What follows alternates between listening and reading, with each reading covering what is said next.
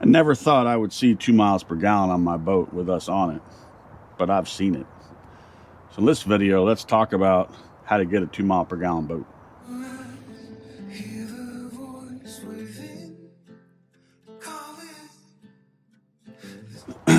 So the last couple of years, well, I'll say ever since we came back from our Southeast Alaska trip, I burnt a ton of fuel, and I was averaging 1.25, 1.3 miles per gallon.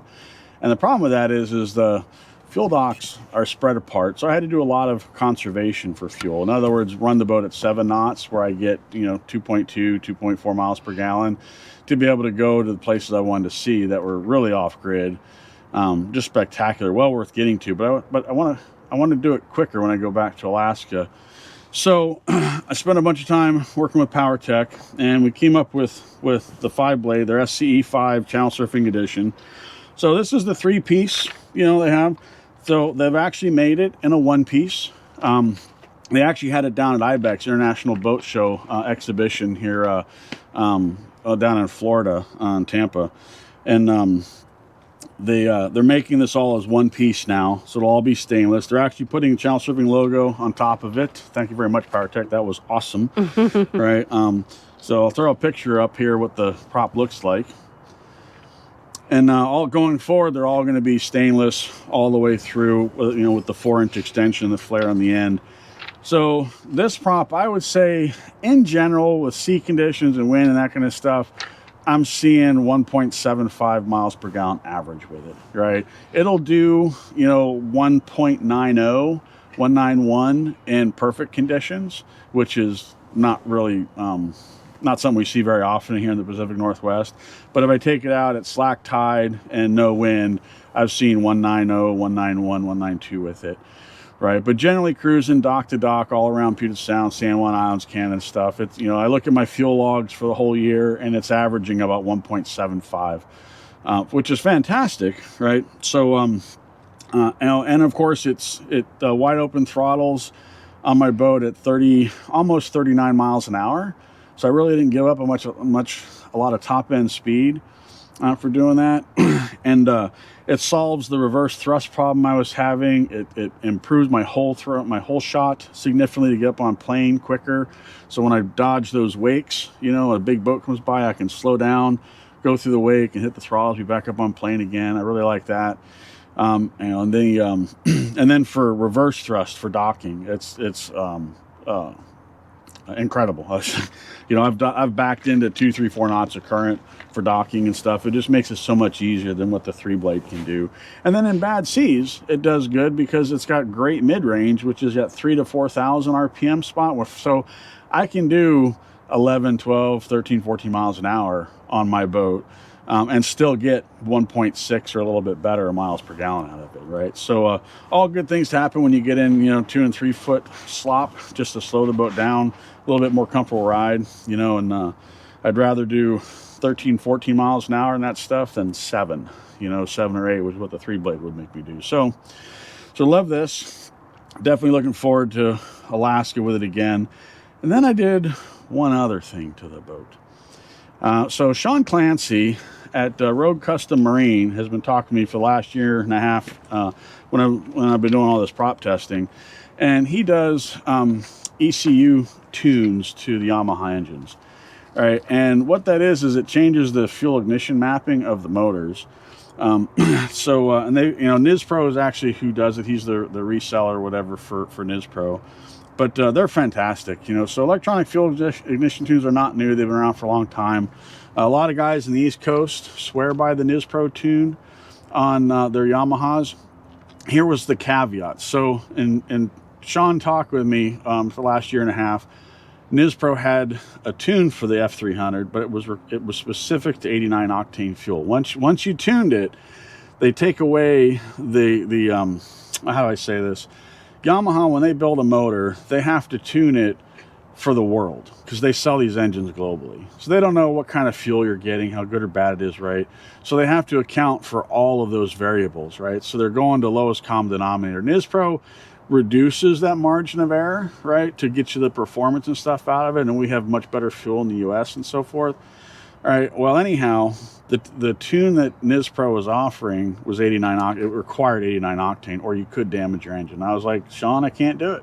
The Pacific Northwest, I don't know why, every fuel dock's 87 octane. There's like 2 I know of that'll do 89, right? And if I had a trailer, I could fill up at Chevron on the corner, and then I could get 89. But then I'm going to have ethanol, and I don't want ethanol in the gas either. So trying to find 89 octane ethanol free in the Pacific Northwest is challenging, right? So 87 octane fuel, non-ethanol is what I put into channel survey most of the time. Well, NizPro came out with an 87 octane. They call it their Eco Tune. I don't know if they did it just because of me, but sounds good though. But it sounds good, right? But anyway, so Sean contacted me and says, hey, we got this Eco Tune, and he offered to do it for me at no charge. So full disclosure there. So he paid shipping both ways and flashed the tune at no charge, and just for me to do testing and all that stuff with it. And so I've gone out, I've ran, I don't know, 80 gallons of gas through it so far. So still pretty preliminary on the testing, I would say. But I'm at 2 miles per gallon. I mean, when I'm cruising, my Yamaha display shows 1.9 like the whole time I'm cruising. And we've been in crappy weather too. Yeah. So, I mean, we did a cruise with the yacht club to Port of Brownsville. It's about 36 miles each way.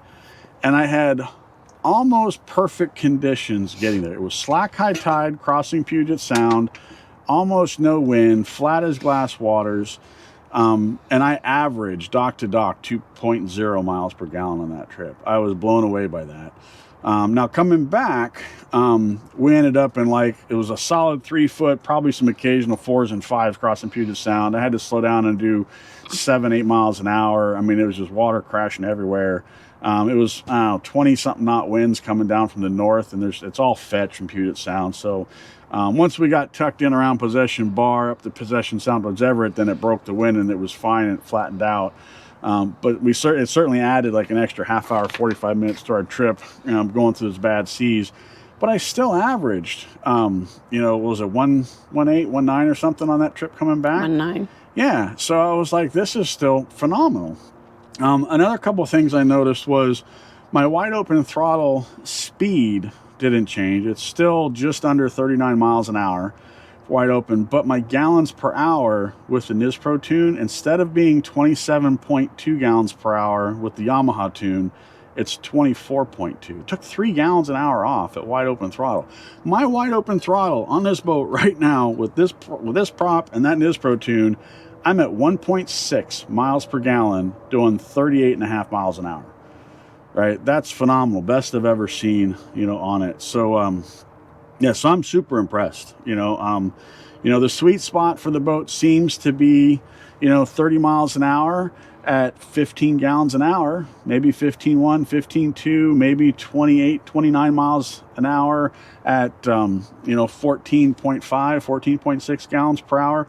All of that works out to like 195, 198, 2.0 miles per gallon stuff. So extremely happy with the performance and stuff from it. So Sean's offering a channel surfing discount. If you're interested, doing it, you can reach out to him. I'll throw a slide up right here for you if you're interested. Our next step on testing is we're going to gut channel surfing. I'm going to take everything off. If it's not screwed or glued down, we're going to take it off the boat, have an empty boat, because I want to know what she would look like performance-wise with nothing on it to compare against a brand new boat is what I really want to see with these two changes. Cost-wise, the channel surfing edition PowerTech 5-blade prop runs about $1,300, and then the NizPro tune's like another, just under $900. Right, so altogether, it's about half the cost of what a Cheryl would get for the same or better performance out of it. So I was pretty astounded with that. Pretty happy.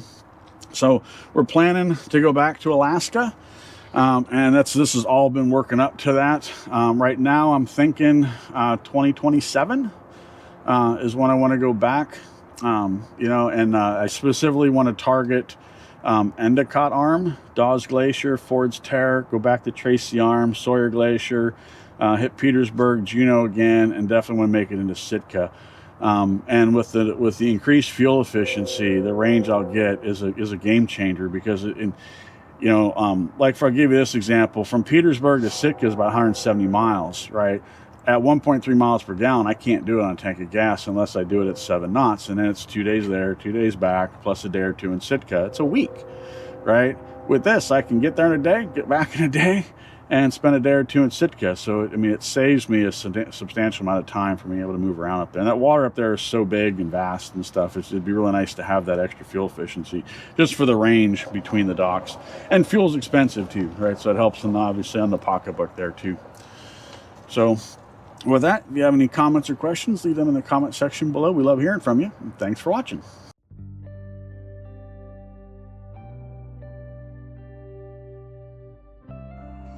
If you enjoyed this video, click the link to watch another.